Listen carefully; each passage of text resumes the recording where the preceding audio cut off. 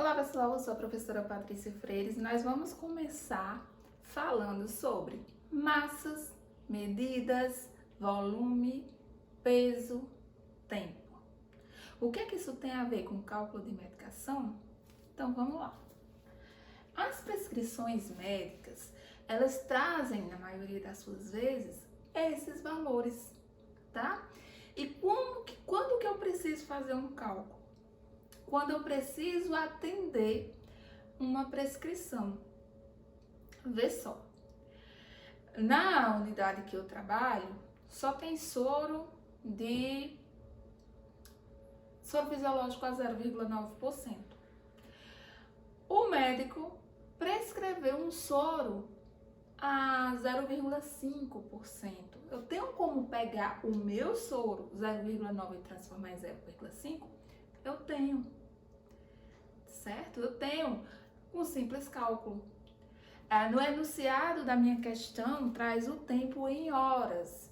Mas para simplificar a minha vida, eu posso fazer uma conversão de horas para minuto e aí eu estar fazendo meu cálculo. Eu tenho como fazer isso? Eu tenho. Para isso, a gente precisa conhecer valores e conversão.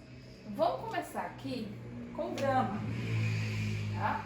Primeiro, vamos falar do grama. Não é português, mas a gente não pode perder a oportunidade, não é a grama é a do vizinho e nem sempre é a mais verde. Aqui nós vamos falar do grama, certo? Então vamos lá. 1 grama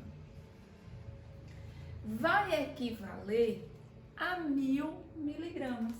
Então, 1 grama equivale a 1000 miligramas. Por que eu tenho que saber disso?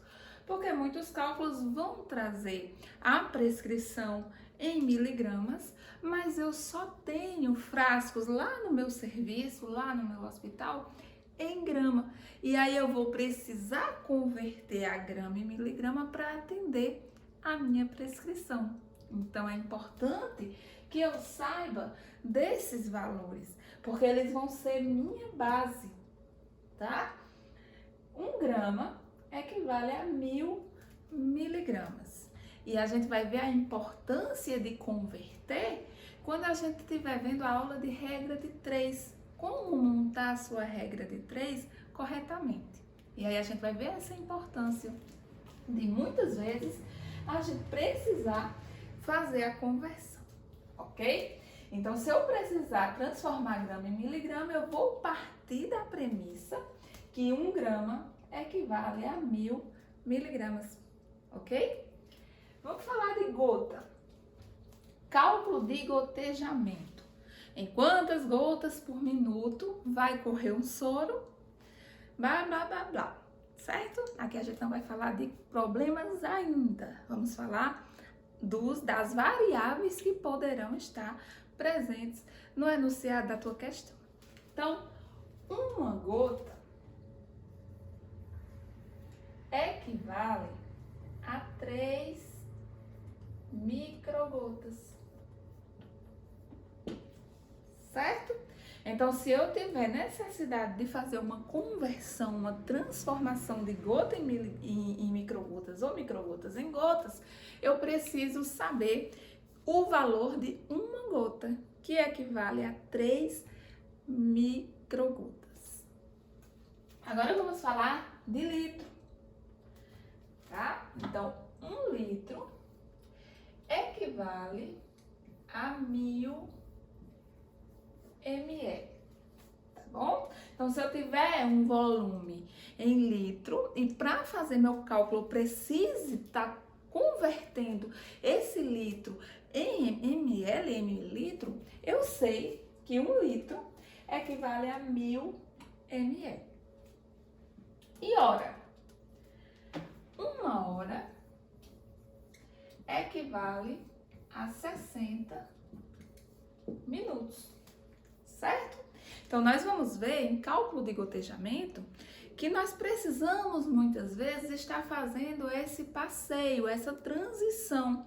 Ora eu vou precisar transformar o tempo em hora em minutos, hora eu vou precisar estar trazendo minutos e estar transformando em horas. E eu preciso ter essa referência, tá? Então, são as principais variáveis que podem estar presentes no nosso cálculo e a gente precisa saber. Faz uma colinha de início, faz um mapa mental, repete todo dia, até isso se tornar comum. Até o nosso cérebro se acostumar com a importância dessa informação para nós. E aí a coisa sai naturalmente. Eu sei que 1 grama é 1000 miligramas, 1 litro são 1000 ml, 1 hora 60 minutos e assim sucessivamente. Tem mais uma coisa importante para passar para vocês.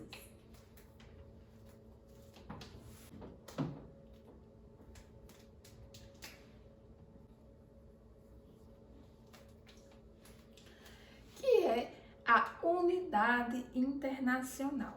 Algumas medicações, elas vêm a se apresentando como unidades internacionais e não ml. Então, nós precisamos saber essa equivalência para resolver alguns cálculos envolvendo penicilina cristalina, envolvendo insulina, heparina e outras medicações do nosso cotidiano. Então, vem comigo. O que é que eu preciso saber?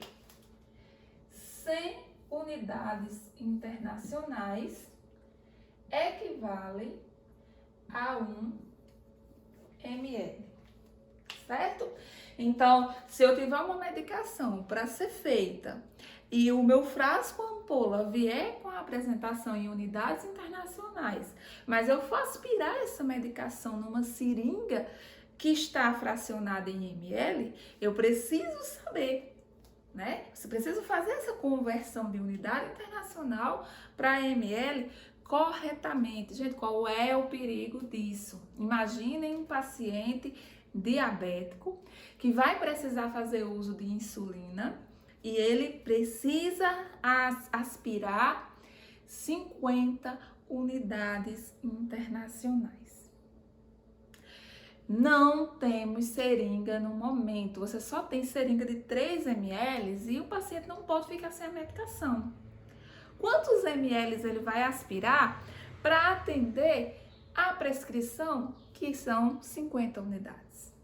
Eu vou usar a minha base aqui, a informação que eu tenho, que 1 ml está para 100 unidades internacionais. E aí a gente chega ao valor que a gente precisa, isso a gente vai ver numa outra aula. Hoje nós vamos fazer conversão.